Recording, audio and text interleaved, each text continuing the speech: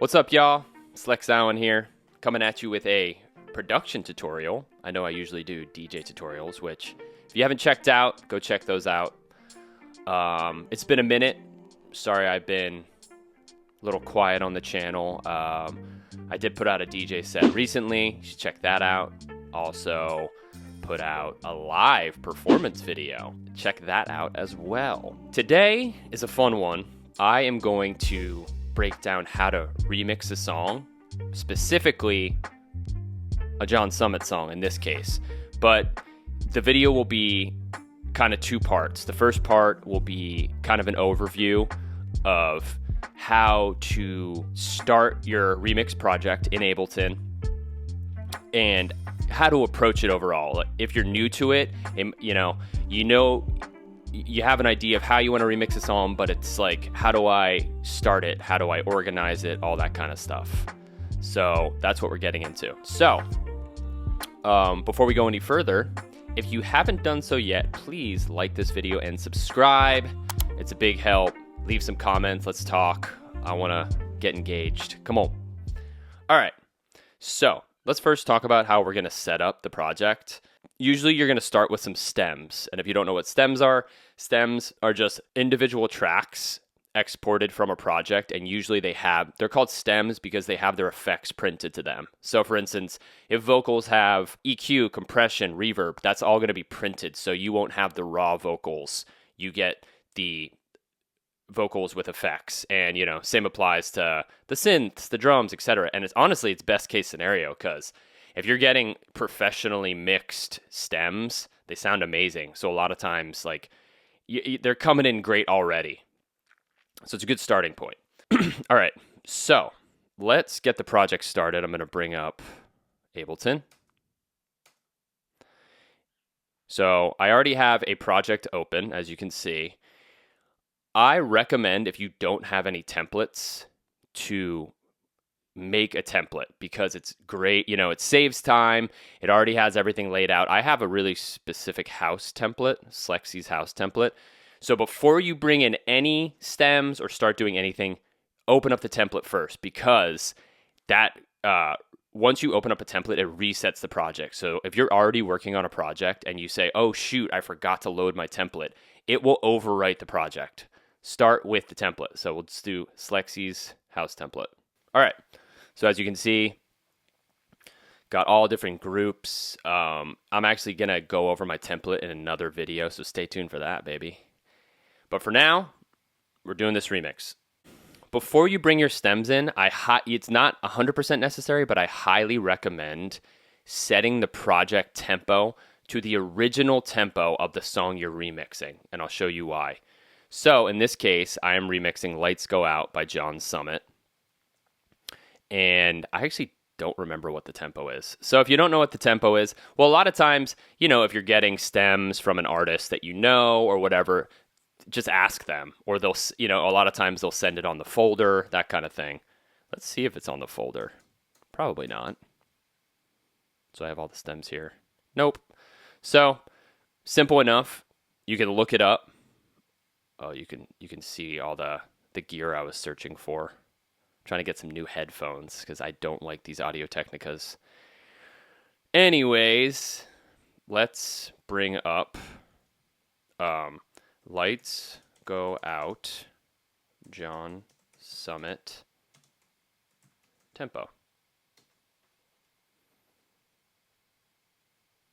144? I feel like it's not. Is it? Yeah. Fair enough.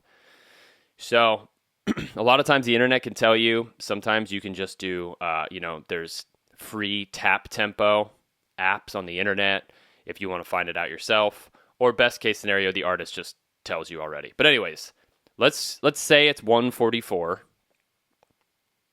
Sounds about right because it's a pretty damn fast song and there's a halftime break, which, yeah, makes sense. Cool. So let's set the project to 144. 144, boom. We set our BPM accordingly. Now we're going to import the files. I already have the stem folder in my project folder. That is something that I stand firmly behind. when you get these stems, it's usually going to be several, like a folder from wherever. Make sure you put them in the project folder.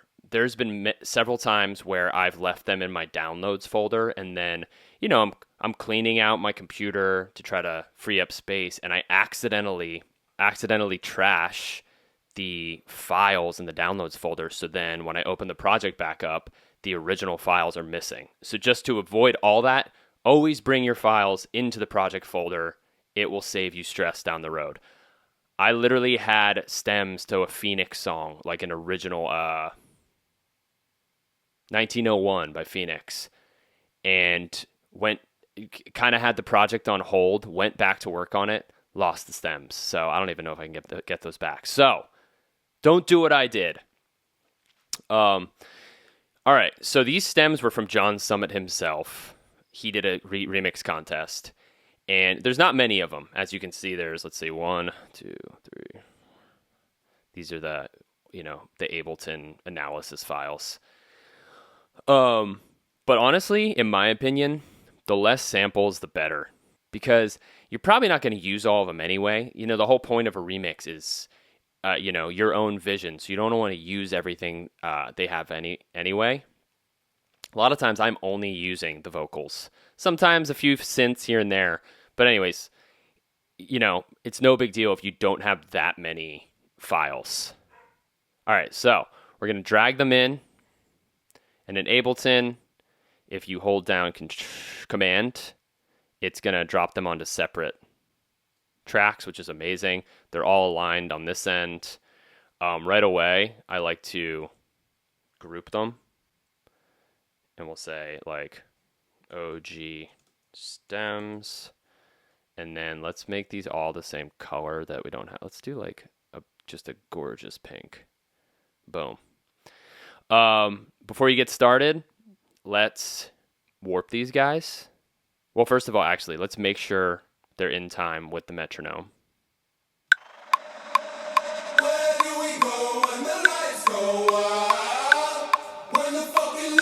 Sounds right, yeah. And then go to the end to make sure there's no like drift.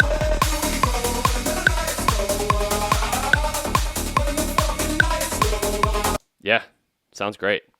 So that is the correct tempo. But what we want to do next, now that we know that they're aligned with the grid, we're going to go to Complex Pro. We're going to warp each track.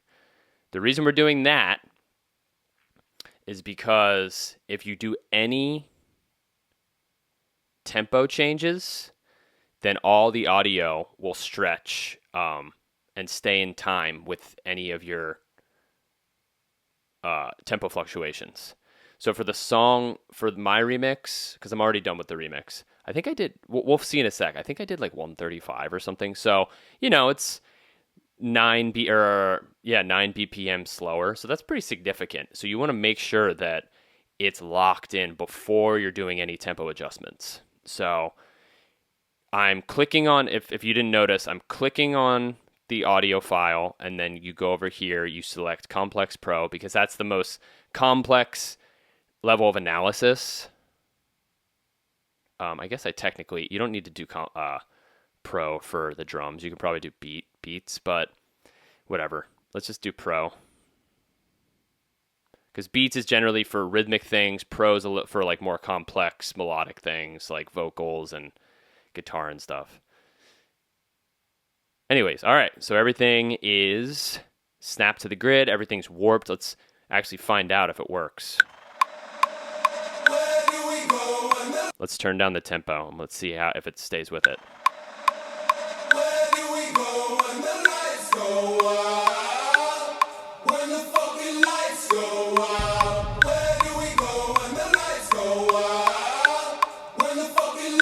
Anyways, that's cool. So there you go. Once it's set up, you're all good. I like to have them grouped because, once you have the pieces you want, you want to keep the original layout as a reference, of course. But, you can just easily mute it, toggle it on and off because you're not going to need it. The next step is kind of trying to figure out what parts you want to take, how you're going to piece it all together. And that's where we get into part 2. I'm going to bring you over to my other project, the existing remix project. All right, so here we are. This is my Lights Go Out remix project. It's all finished. It's already out on SoundCloud. Check it out. In my mind, there's like 2 different kind of avenues you can take when you're remixing a song. You can either maintain the original form of the song and kind of change the genre. Like a good example is Purple Disco Machine is like the master of that. Like Treat You Better, he did a really awesome remix of Treat You Better by Rüfüs to Soul, where it's like kind of the same form of the song, but he just made it like disco. So it's pretty recognizable, just like a brand new flavor on it. Or you can take elements of the song and like almost make it unrecognizable, like just recognizable enough that someone's like, oh, this is the remix of blah blah blah, but like you can just like absolutely go left field with it. Good example of that is Omen by Disclosure and Sam Smith. The Claude VonStroke remix is sick, and it's like barely similar to the original. For this one, I feel like the "Where do we go when the lights go?" It was like super iconic, and I really wanted to kind of maintain the integrity of that. So I wanted to keep that vocal hook pretty intact. So I guess, went Avenue 1, because I also kept the same chord progression. It's pretty much 2 chords back and forth, and I kind of maintained that. So I guess I took Avenue A for this. So we're obviously not going to break down every little tiny aspect of my project, but I wanted to highlight a few fun things about it, maybe give you some inspiration. Who knows? I wanted to go with UK Garage as like a genre. And if you're not familiar with that genre, it's kind of a derivative of house, a little faster, and one of the defining factors is that it's a swung kind of rhythm. So instead of it's and if you want to hear some good stuff, go listen to like MJ Cole or Sammy Virji. So anyways, this is the first UK Garage song I've ever done, and I didn't really like know I've listened to a lot of it, but I didn't know how to program the drums. So I just got some inspiration. I like picked out a few songs. One of the songs is Bogeyman by Sammy Virji. It is so sick. Please check it out. And I kind of just listened to it over and over and analyzed how he places his drums. And this is the drum loop I kind of came up with. So let me play you that without the kick.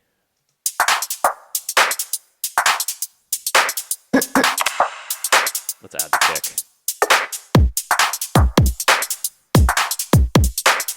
So as you can see, it's not like 4 on the floor. It's not. It's bat, bat, bat. It's like kind of like, it's a little bouncier, which I love. But you might be thinking to yourself, hey, Slex, how do I get that swung vibe? Well, Ableton has a really cool feature called the Groove Pool, which is over here. This big old area is called the Groove Pool. And this will be your best friend if you're trying to dial in really like elevated grooves. So what you want to do is, in order to use the Groove Pool, you're going to want to go to the grooves, and it's a whole list of all different types of grooves, like which note is swung. Is it the 8th note? Is it the 16th? How like the intensity is varying. Like every 52 is not. So let's listen to 52. And then listen to 73. Oh, wait.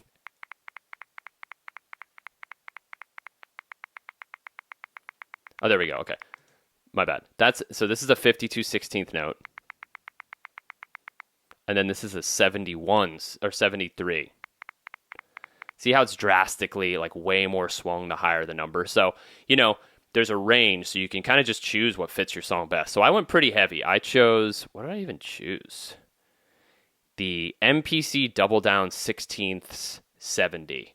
So the MPC, that's based off of the groove pool from the classic Akai MPC sampler, which is really cool. So they emulate that, but there's all different, whatever. So once you have the groove you want, you're going to bring it down here. And then you can kind of change the parameters here. I honestly don't mess with it much. I'll turn down the quantize just so it's not like all the way at 100. I don't need this actually.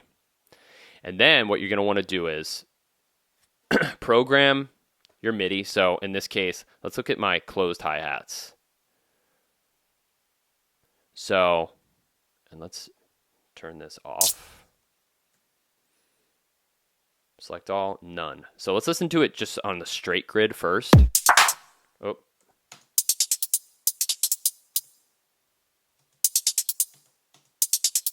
It's cool. But now, select all, turn on. Make sure you select whatever MIDI notes you want to be affected by the groove. And then let's turn it on. Oh. And notice I deliberately adjusted velocities differently so that they, it's a little more humanized. And also, give me a sec. Oh, yeah. This is one sample. This is a closed hi-hat sample. And as you can see, let's bring this back up. I use all different pitches to kind of emulate, it makes it a little more interesting to the ear. And it's like, if a drummer's hitting a hi-hat, the pitch might vary slightly based off of where he's hitting the hi-hat, how hard, all that kind of stuff. So it's like, you want to keep that in mind if you really want to elevate your production. So anyways, so I kind of applied that groove pool across a lot of things, like the synth. We don't have to get into every aspect. I also did it on the percussion. Let's check that. Oh, and a little. That was actually me, and I pitched it down. Let's check that out really quick. So I think I used the drum rack here. Yeah. That's me, pitched down. And then some cool perk. I love using the drum rack because each piece, each sample, you can mix it however you want. You can add a little bit of plate reverb to that. You don't have to have anything on it. You can, it's pretty cool, pretty customizable. The next thing I wanted to talk about was the synth chords that I did. Again, like I said,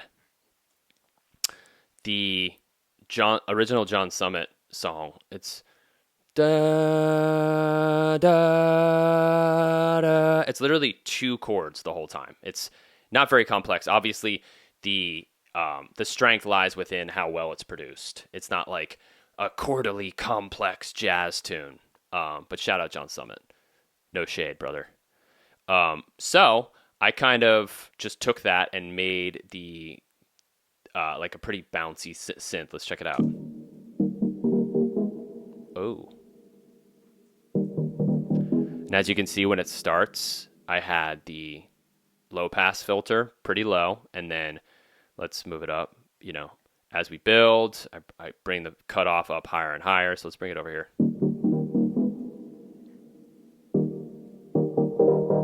Hey, let's see it in context.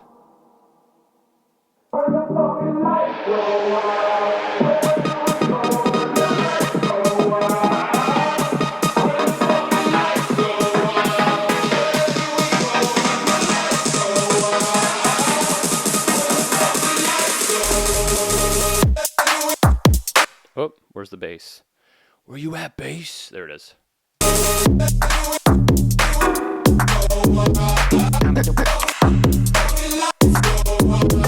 Tight.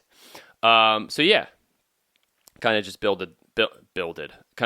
those up. I love the synth tone. I use Diva, the TUC Hurlitzer amp, and honestly, I went with a preset because I'm still confused as to how the hell Diva works. But I tweaked it a little bit here and there. But There's so many sick presets on Diva. If you're looking for a cool synth, so sick. Anyways, the bass was really fun on this because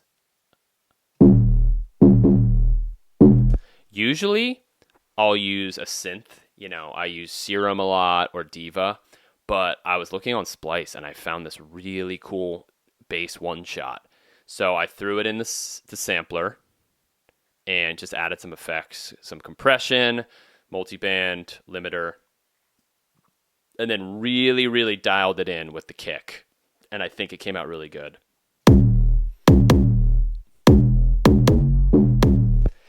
You know, this kick has a lot of punch, a lot of top end, and the bass doesn't have as much. So they kind of fit together really well. And also, if you notice over here, this is a little trick I learned from, I forget where I learned this, but I learned this on YouTube somewhere. Put a few milliseconds of delay, do it to taste, you know, listen to your ears. Put a little delay on your bass so it hits just behind the kick, so you have a little less clash on that downbeat. And then also I always throw on a side chain, so whenever, you know, I use side chain to the kick. And if you're not familiar with that, a side chain pretty much just is engaging what the plugin in question, which in this case it's a compressor. It engages whenever the selected channel hits. So in this case, I have the kick coming through this compressor, and whenever the kick hits, it compresses the bass.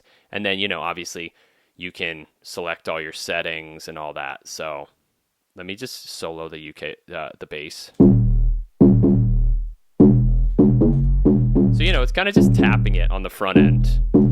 Quick attack, quick release. So it's not quick attack, quick release. So it's not stifling the overall sound of the bass. It's just hitting it at the front. So it's like really gluing them together. And then I guess this is turning into a mixing lesson, but I'm not going to dwell on this too much. I actually group my bass and kick together, and I put glue compression on it. Makes it nice and tight. I've lately been keeping my kick separate from the rest of my drums, which is like, I'm still on the fence about it, but here I am. So anyways, so yeah, let's play the drop real quick, because you're probably wondering how that sounds. Let's do that again.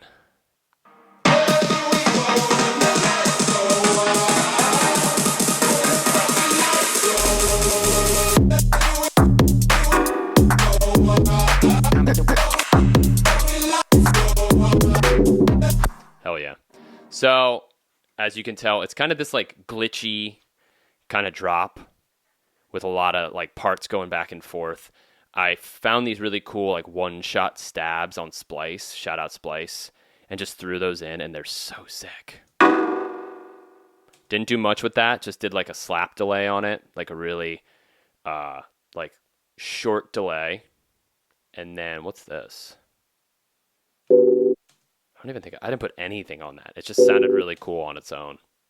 Sometimes you don't have, the more I produce, the more it's like, sometimes just slap it on and move on.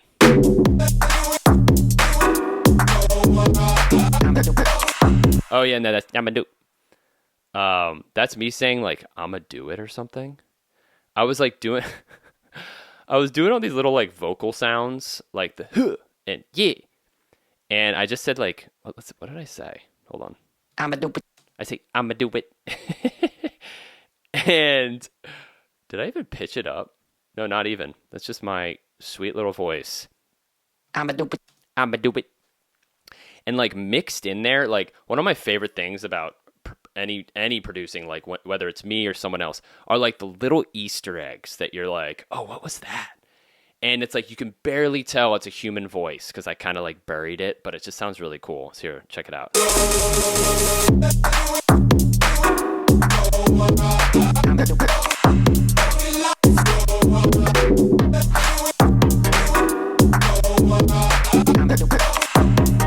Yeah. Oh, and one other thing.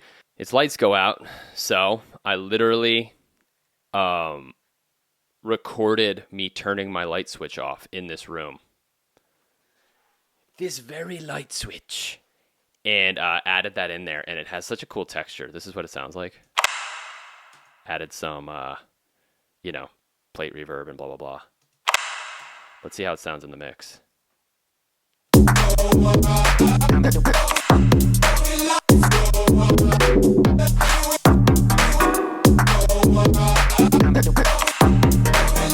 Yeah, it's just a little like little cool texture in there. So little Easter eggs like that. And I think it's worth showing the second drop just because it's slightly different, and I used there's something to be said about coming to terms with the fact that you need, depending on the part of the song, you might need different sounds. And sometimes I get lazy and I'm like, I want to use the same kick. But the kick for the UKG part, I'll play it one more time, is it the kick alt? I don't even know. Not like a lot of top end, and it's kind of short and not a lot of like, you know, it's not like a big kick per se. But the second drop is more house, like 4 on the floor. So I needed a bigger kick. So I had to get a new kick. Let's see how that sounds. See how it's got like more like body to it? And the bass just wasn't working out. I tried making it work because I was being lazy, but I had to get a new bass. And what did I get? Oh no, I used the same bass. I just mixed it a little differently. Yeah, I think that's what it was. So anyways, sometimes you just need to, like, if you really want to make the song reach its fullest potential, you just gotta sack up and find some new sounds. So this is what the bass and kick sound like in the second drop.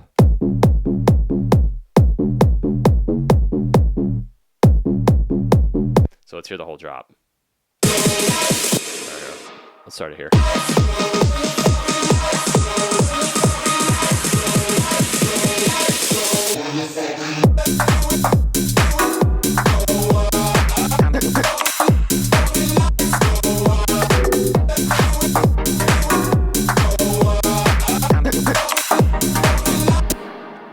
you see how there's a lot of the same elements from the first drop, like all those little like Easter eggs are in there, the light switch. I think that the aside from the kick, the drum patterns are almost exactly the same. It's just like a slightly different flavor, and like it's effective. It's like you want enough variation to keep it interesting, but you don't need to like overthink it. This was one of the this was a turning point for me as a producer. I'll say, where it's like it's really helping me realize that less is more. Keep that in mind, producers. All right, last but not least, I'm just going to show you the vocals. If you've heard the original, he really stutters the vocals and uses that a lot in the drops. So I wanted to kind of like put my own spin on the stuttering. So I kind of did it myself. So doing the stuttering effect, you know, there's multiple ways you can do it, especially in Ableton. I feel like there's always infinite ways to do something. A lot of people use the auto pan, which is definitely effective, but in my opinion, the auto pan sometimes isn't you can't get as accurate with it as using a gate. And what you do is whatever track you want to be affected, like that you want to be stuttered. So in this case, we want the main vocals. So you put the gate on the main vocals, and then you set. Let me pause this. You set a threshold so that when the gate is engaged and not sidechained, the vocals aren't coming through at all. Like barely. See what I mean? And then I'll turn it off. So yeah, you're setting the threshold high enough that nothing's coming through. But then you sidechain the gate to another signal. And what happens is when that signal engages, it will open up the gate and let the vocals come through. So as a result, however you configure the sidechain signal, like however it's configured rhythmically, will make the vocals stutter in the way you want it to. Make sure whatever you're sidechaining to has a really hard attack and is ideally short. So in this case, I just used the default serum preset, which absolutely sucks. This thing. But you're not going to hear it because you mute it. You're only getting that signal coming through. So this is what your effect is going to be when you're using the sidechain.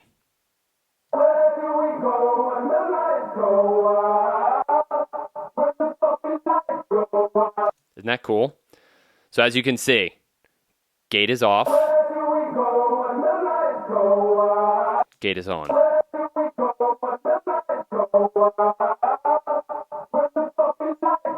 Yeah, so it's really sick. And the coolest part about this is that you can adjust the release and like all the parameters on this to kind of adjust how hard the gate is hitting, how smoothly. So I actually automate the release a bunch. Well, I turn the gate on and off. So actually, let's bring it over here.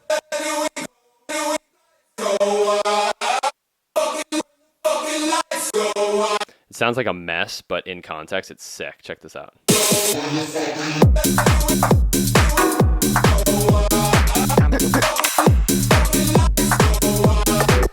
Hell yeah. So as you can see, when I don't want the gate affecting it at all, I just turn it off. I just automated it off. And then let me go to the release. Yeah, I really mess with the release over here. So let's see how it affects it. I don't even know what I did here. What was I on, dude? So let's check it out.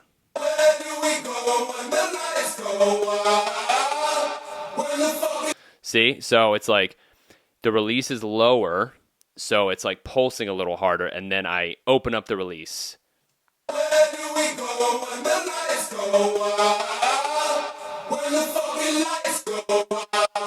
And as the release decreases, it's a shorter release, so it's going to be a harder pulse. So let's see how it sounds in context.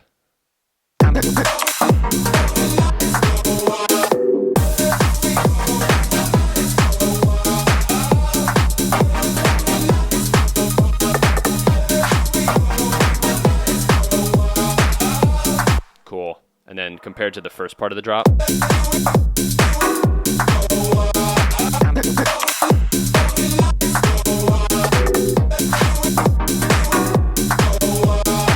Yeah.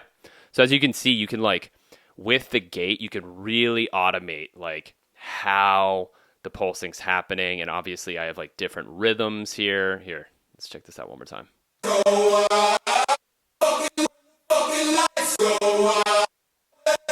Yeah, it's all over the place, but it turned out cool.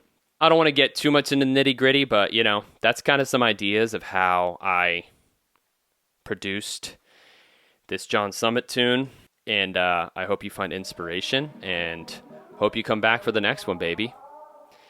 Once again, this is Slex Allen. Hit that subscribe button. Let's connect, y'all. Really appreciate it. This song is out on SoundCloud. It is an unofficial release.